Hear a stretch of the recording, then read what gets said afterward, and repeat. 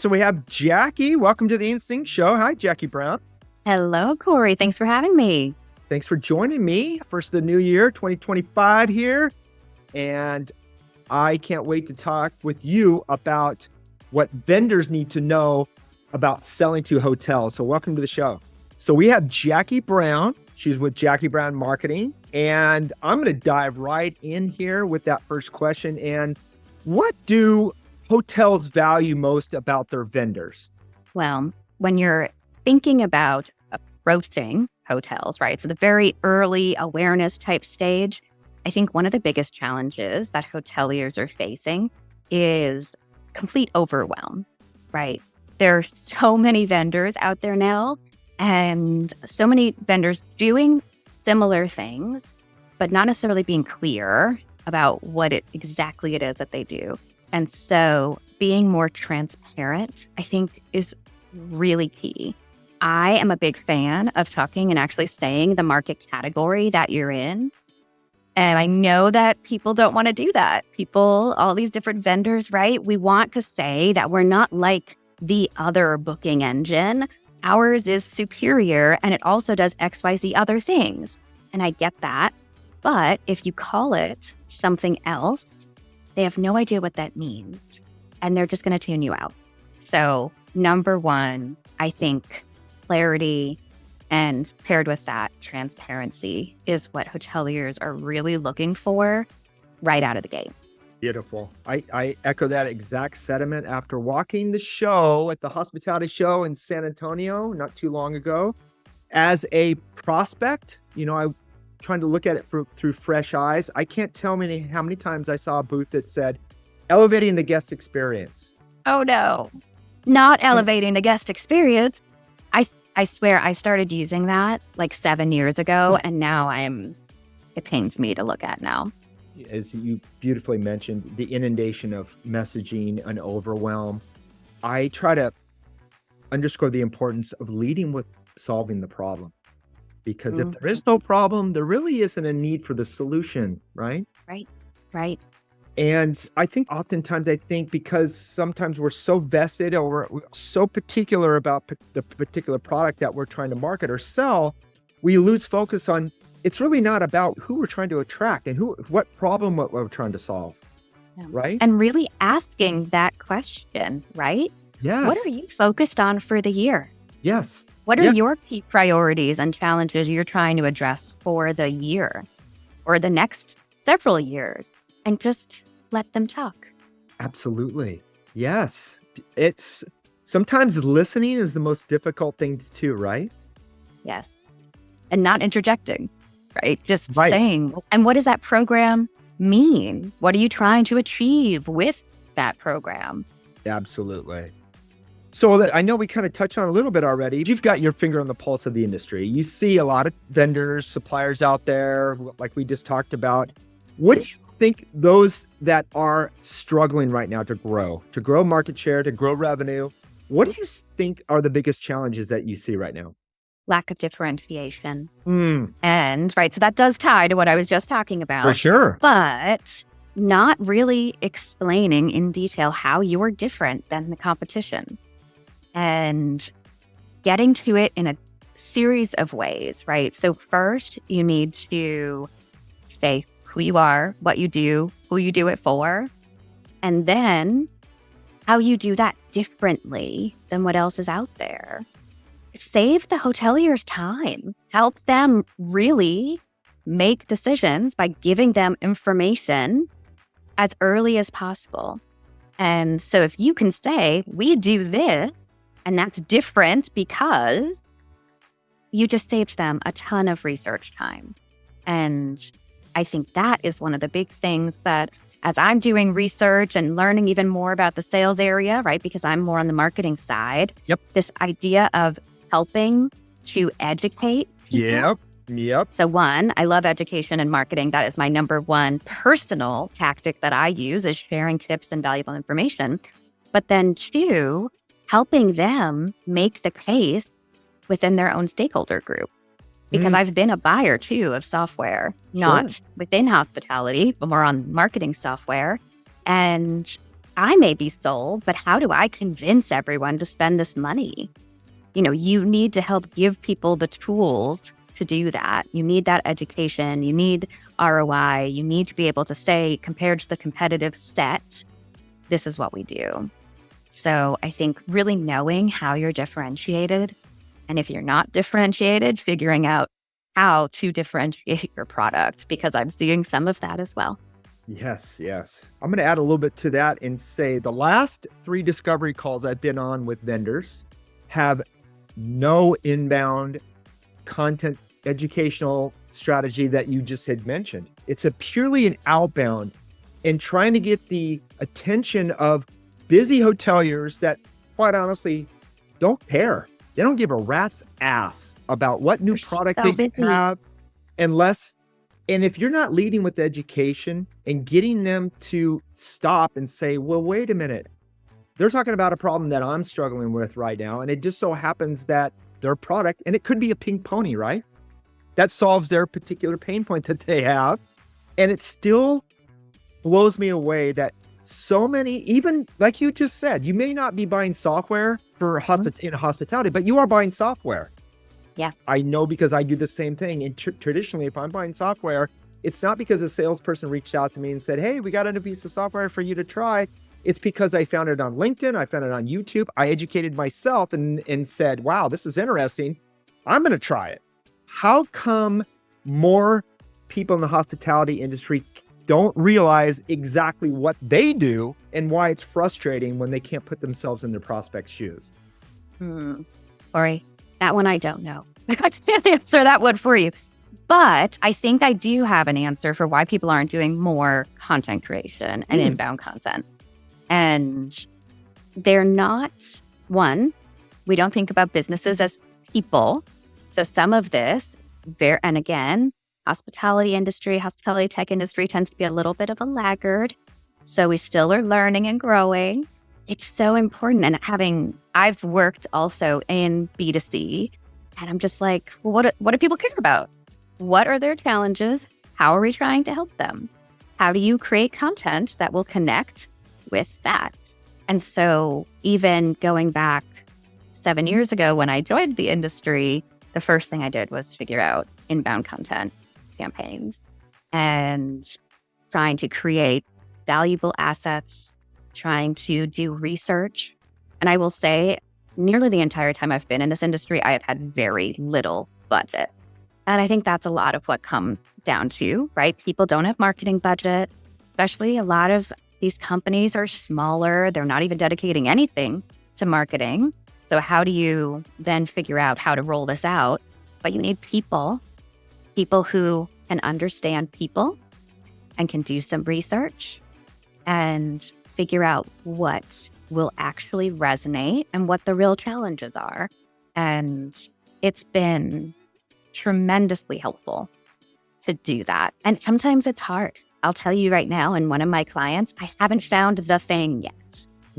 I'm still trying to unlock what is that campaign idea that's really going to be the thing that we're going to hang our hat on this year. I don't know enough yet. So I'm still doing some research and talking to some more people to figure that out. Well, I'm on question 3 here because that's one of my suggestions I will offer up here. But getting back to the budget thing, right? If brands say, well, we don't have the budget to produce content that's educating our prospects on why our product is important in helping solve their challenge, but then they'll hire another 6-figure salesperson to try to interrupt and annoy their prospects with cold outreach. So is it that they don't have budget, or the budget is that it's maybe misappropriated, or maybe because they don't understand what we're talking about? Is that possible? I do. And it's something I've talked about with a lot of other marketers, and Cory, you and I could talk about it more. I don't think marketers do a good job of marketing ourselves and what we do.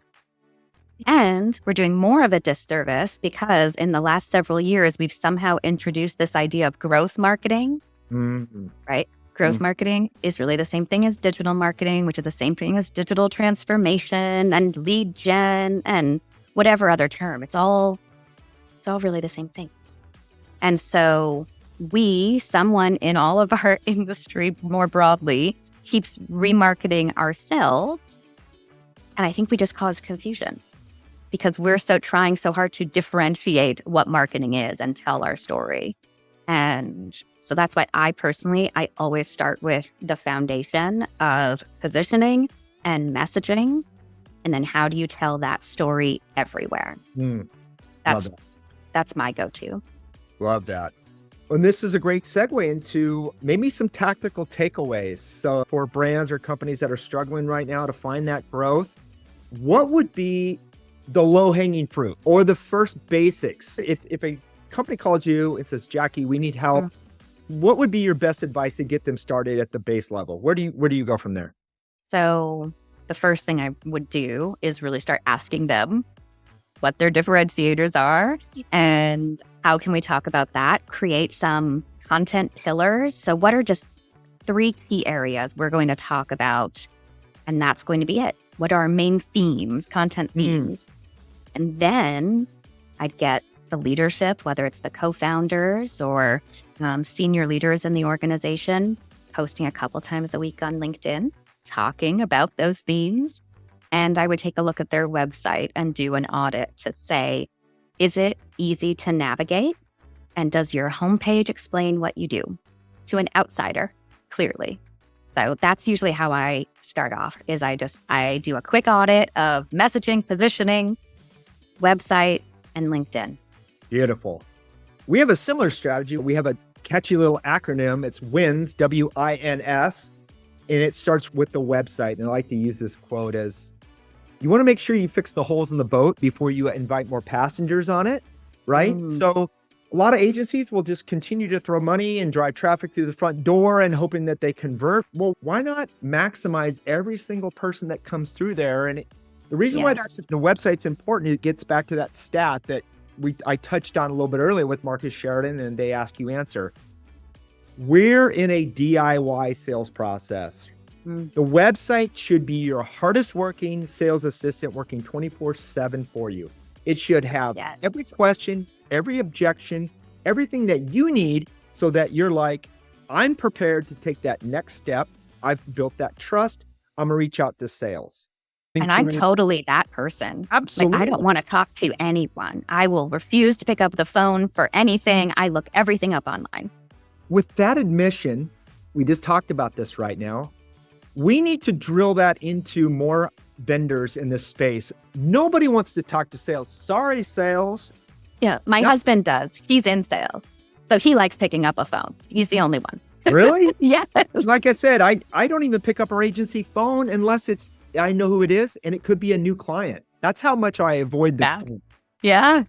We need our fellow vendors to realize they need to put themselves in the same shoes that they are. And ironic is so funny because I often see an email back, they'll have the most sophisticated spam filters. They'll have banner tracking on. They themselves are doing everything that they can to avoid cold prospecting. Don't they think their prospects are doing the same thing?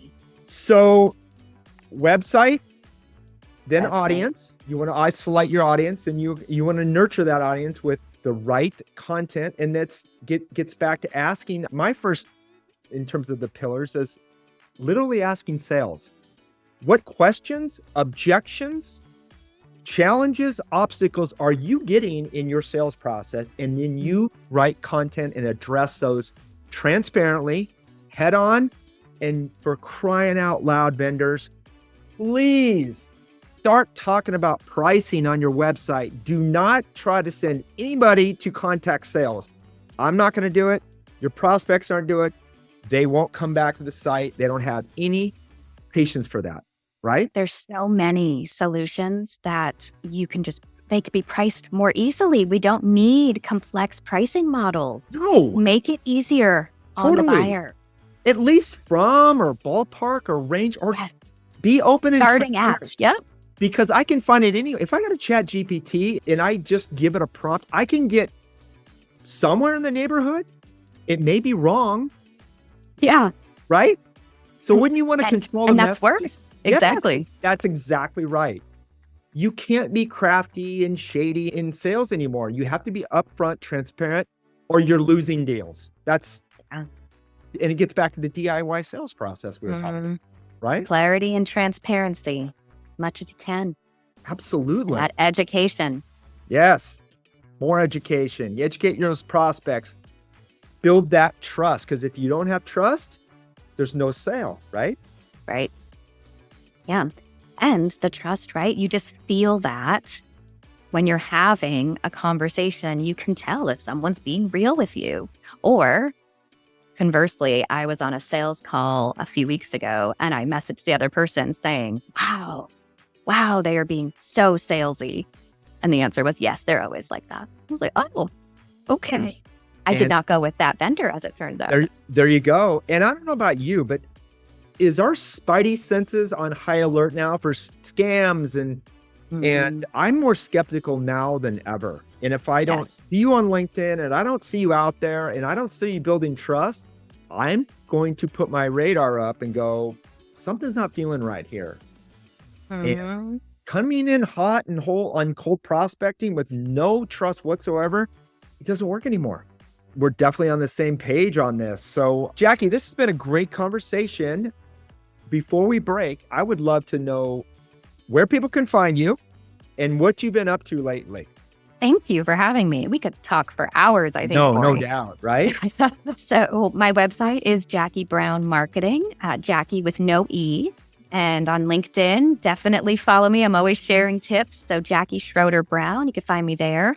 And I am working with travel tech, hospitality tech vendors and working with their marketing. And very clearly, as you could probably gather, the positioning and messaging are paramount to what I love doing, but also overall marketing strategies. So I have several clients right now, and it has just been fantastic to build their strategy and positioning from the beginning.